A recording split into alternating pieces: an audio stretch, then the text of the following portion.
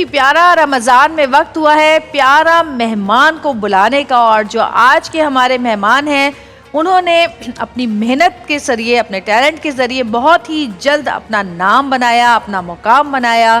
Theatre से जब ये टीवी स्क्रीन पर आए तो इन्होंने थिएटर के साथ साथ टीवी स्क्रीन पर भी धूम मचा दी, और उसके बाद जब दोबारा थिएटर किया तो जब भी धूम मचा दी।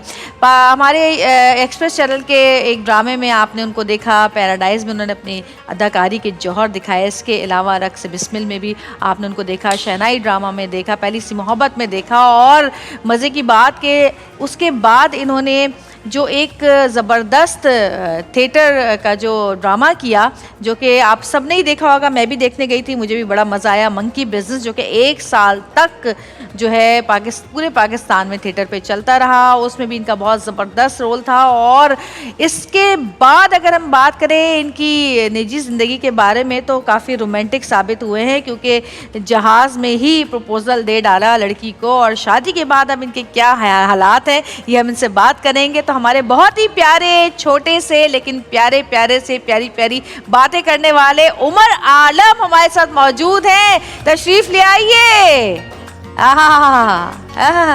ये हुई ना बात, ये क्या बात है। अस्सलाम वालेकुम। वालेकुम सलाम, क्या हाल है? आप कैसे हैं? रमजान मुबारक। आपको भी बहुत बहुत मुबारक। बहुत शादी मुबारक। खैर मुबारक। आप आई नहीं ना? मैं लंदन में थी, तुमको मैंने बताया था मैं लंदन में हूँ। लेकिन सलामी लेके जाऊंगा। वरना मैं सलामी मिलेगी, लेकिन बेगम को लाते तो सलामी मिलती। उनको मैं घर ले आऊंगा। हाँ जरूर, आइए तशरीफ रखिए, बैठिए। तो भाई मंकी बिजनेस तो बड़ा माशाल्लाह चल गया, जबरदस्त। अल्हम्दुलिल्लाह जी, बिल्कुल इस तरफ। अच्छा भाई सॉरी मैं हर मेहमान के साथ यही करती हूँ, इधर बैठे उधर बैठे, 2-2 3-3 दफा कुर्सियाँ चेंज करवाती हूँ। तुम्हारी कौन सी साइड अच्छी आती है? ये साइड वो साइड? मेरी सारी साइडें अच्छी आती हैं जी। हाँ भाई माशाल्लाह 1 साल तक पूरा चला रहा। कहाँ कहाँ तुम लोगों ने किया? ये हमने स्टार्ट किया था कराची से। कराची के बाद हम गए लाहौर। लाहौर के बाद गए इस्लामाबाद। फिर हमारा पेशावर का भी प्लान बन रहा था, लेकिन वो पेशावर वाली समझ नहीं आई बात इस तरह, क्योंकि वो 1 दिन की लिए परफॉर्म करा था। हमें अगर कुछ और लोग, कुछ और शोज हमें मिल जाएं तो हम वहाँ चले जाएंगे। कॉस्ट बहुत ज़्यादा है उसको मूव करने की, सब चीज़ों को। फिर हम दोबारा से वापस आए कराची और फिर परफॉर्म किया हमने। वैसे हम लोग कहीं ना कहीं मिलते रहते हैं। हमने वो एक ईद के शो पे हम मिले थे, जो तुम होस्ट कर रहे थे। बिल्कुल ठीक है ना? हाँ याद है। हाँ फिर उसके बाद हम वहाँ मिले मसाला के ऊपर, वहाँ पे भी हम साथ ही थे। अच्छा चलो, मतलब ये 2 दफा मैंने आपको ऐसा गेस्ट बुला लिया, आपने मुझे 1 दफा बुलाया। ये 1 दफा हुआ भाई। चलो मैं नहीं, आप 3-4 दफा 2 दफा आ रहे हैं मेरे पास।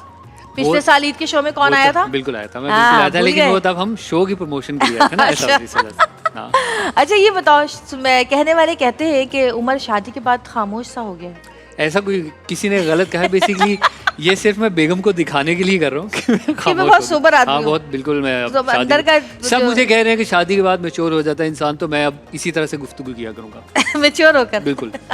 और अगर हम कहें कि बिल्कुल अच्छे नहीं लगते तो इस तरह तो नहीं, बस ठीक है, अब कितनी देर तक रहूंगा मैं चोर? अच्छा ये बताओ, थिएटर करने में ज्यादा मजा आता है या टीवी पे एक्टिंग करने में ज्यादा मजा आता है? यार मुझे थिएटर करने में बहुत मजा आता है ना? लाइव चीज की बात मतलब यानी कि वो एक ऐसा हाई मिलता है ना आपको कि मैं बता नहीं सकता, वो बयान नहीं किया जा सकता।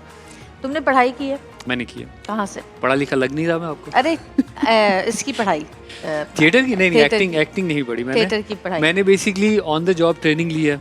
मतलब करते सीखी है। कुछ अल्लाह की तरफ से था टैलेंट, उसको फिर आहिस्ता आहिस्ता पॉलिश करते कि हाँ चीज़ें देखी बहुत हैं, उसके बाद बहुत पढ़ा सीखा, देखा। कैसे तुम्हें मौका मिला काम करने का? पहली मुझे थिएटर से ही स्टार्ट किया था। स्टार्ट भी मैंने थिएटर से लिया था, लेकिन इस्लामाबाद में ऑडिशन दिया। यूनिवर्सिटी में आए थे हमारे वो ऑडिशन करने के लिए। कितने साल पहले की बात है ये बात कर रहा हूँ मैं 2015 की। 2015 में मैंने जो पहला मेरा कमर्शियल थिएटर प्ले था ना, वो मैंने किया था अनवर मकसूद के साथ। सियाचिन नाम था उसका। अच्छा। तो वो मैंने किया था, उसका मैंने ऑडिशन दिया, यूनिवर्सिटी में सिलेक्ट हो गया। उन्होंने पूछा कि क्या करना है आगे ज़िंदगी? मैंने कहा एक्टिंग ही करनी है। तो ये यूनिवर्सिटी की तालीम, ये वो सब एजुकेशन का क्या करूँ? मैंने कहा कोई नहीं, सेमेस्टर फ्रीज करवा लेंगे, मुझे एक्टिंग ज़्यादा ज़रूरी करनी है।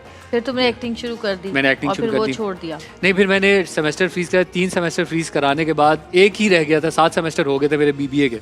ठीक है। तो एक आखिरी सेमेस्टर जो था उसको मैंने फिर परस्यू किया। दिल नहीं कर रहा था मेरा पढ़ने का। जब मैं एक दफ़ा आप प्रोफेशनल लाइफ में आ जाते हैं ना, फिर आपका बिल्कुल दिल नहीं करता दोबारा से अपनी। वैसे मैं कोई पढ़ाई के हक में नहीं हूँ। क्यों? ऐसा नहीं कि मैं के खिलाफ हूँ, लेकिन अगर हम अपने मुल्क में देखें तो बच्चा कितने साल पढ़ता है, अंदाजन बताओ मुझे? 16 साल।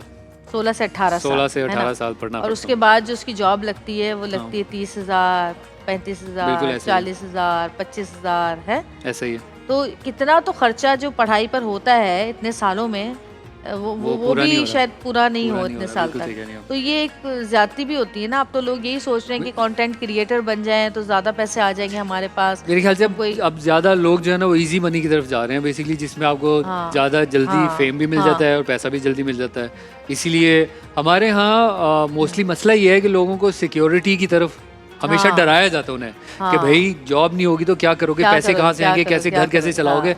ये चीजें जब आप इनसे ज़्यादा वो होती है ना ये। हाँ, मतलब आपकी फैमिली वाले ही आपको कहते हैं कि हाँ भाई क्या जॉब, कहाँ जॉब कर रहे हो, क्या चल रहा है। लग रहे हैं ये बेगम के आने के बाद डिजाइन चेंज हुआ है कपड़ों का और स्टाइल चेंज हुआ है या बस ये बेगम की बरकत है। बेगम ने नजर वाली दुआ पढ़ के भेजी थी मुझे। अच्छा अच्छा ये बताओ ये आइडिया कहाँ से आया और कितना पैसा खर्च हुआ जो तुमने प्रपोजल दिया था अपनी बेगम को जहाज के अंदर? मैं आपको मजे की बात बताऊं, पैसा मेरा इतना खर्च नहीं हुआ इस हवाले से कि मैं ये बहुत ही एक रीजनेबल चीज़ है। अच्छा। अगर कोई भी करना चाहे तो बहुत आसान है, लेकिन उसके लिए आपको पहले एयरलाइन वालों से बात करनी पड़ेगी। अच्छा। ऐसे ही उठकर प्रपोज मत कर दीजिएगा वरना आपको नीचे डिटेन कर लेंगे, FIA आ जाएगी और मसले मसाइल हो जाते हैं। अच्छा। तो क्योंकि इसीलिए फिर मैंने जो है बेसिकली मैं ट्रैवल कर रहा था इस्लामाबाद कराची में बहुत ज़्यादा, मतलब उन दिनों में। सही। अब मैं ट्रैवल कर रहा हूँ तो ऐसे ही जहाज़ में आपको और से बहुत सारे ख्याल आते थे। एक ये ख्याल भी आया मुझे कि अगर जहाज़ में प्रपोज किया जाए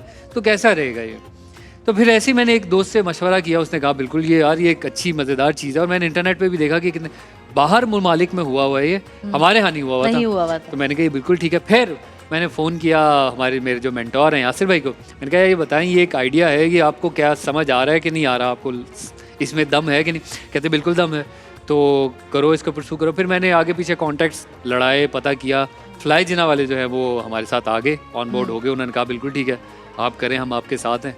तो उन्होंने तो इतना उसको भरपूर कर दिया कि मुझे ऐसे लगा कि मतलब वो करवा रहे हैं और मैं नहीं कर रहा हूँ मतलब इस तरह लग रहा है। उन्होंने मिठाइयाँ भी बांटी सब में। अच्छा। सब लोगों को। इतने लोग अच्छे हैं हमारे माशाल्लाह, ये वाकई में दिल से कह रहे हो, इतने अच्छे लोग हैं। एक आंटी थी जिनको जो बिल्कुल बैठी हुई थी वहाँ पे सीट पे, तो उन्होंने देखा कि मैंने प्रपोज किया है, उसने मान लिया। वो आई हैं, उन्होंने अपनी कान की बालियां उतार कर उसको वो दे दी कि ये लो बेटा मेरी तरफ से वो क्या सलामी के तौर पर दे दी उन्होंने, कसम से। हाँ उसको उन्होंने बालियां दी। मुझे वो कह रही है मैं उम्रा करके हूँ, ये लो 5-6 सिक्के रखे हुए मेरे पास बोले। मतलब इतनी अच्छी खातून। और फिर किसी ने पैसे भी दिए, किसी ने 1-2 हज़ार रुपए भी दिए। मतलब ऐसे रैंडम लोग है ना, ये असल में ये तोहफे नहीं थे, दुआएं थी। बिल्कुल ऐसे ही।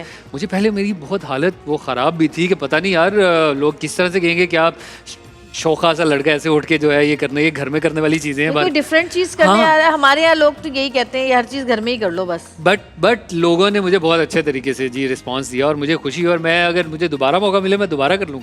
हाँ ये तुमने मुझे भी मैसेज लिखा था जब मैंने तुम्हें लिखा कि सॉरी मैं किसी भी तकरीब में तुम्हारी नहीं आ सकी, तो तुमने कहा नहीं नेक्स्ट टाइम। फिर मैंने तुम्हें कोई एक मोटी सी कोई बात लिखी, उसके बाद तुमने कहा कि मैं नेक्स्ट तकरीब की बात कर रहा हूँ। बिल्कुल ऐसे ही है। नहीं लेकिन मुझे बहुत दिल से खुशी हुई तुम्हारी शादी का। कुछ लोग होते हैं जैसे लाइबा की शादी, वो भी आगे पीछे थी, उसमें भी नहीं जा सकी मैं, जबकि मुझे जरूर जाना था। उसने तो कितने दिन पहले लाके इनविटेशन दिया था, लेकिन मुझे ये 2 पे शिरकत ना करने की बड़ी मुझे दुख है कि आपको वाकई मजा आता है। क्योंकि इस तरह की मुझे ये मतलब शादी तो चले खैर मेरी थी, लेकिन जो गैदरिंग और जो माहौल बन जाता है ना उस टाइम पे हर बंदा खुश होता है। किसी को कोई वो नहीं होता, क्योंकि ना आप किसी से नाराज करके शादी कर रहे होते हो, इस तरह कोई सीन नहीं था। सब खुश थे, सब हंसी खुशी एंजॉय कर रहे थे।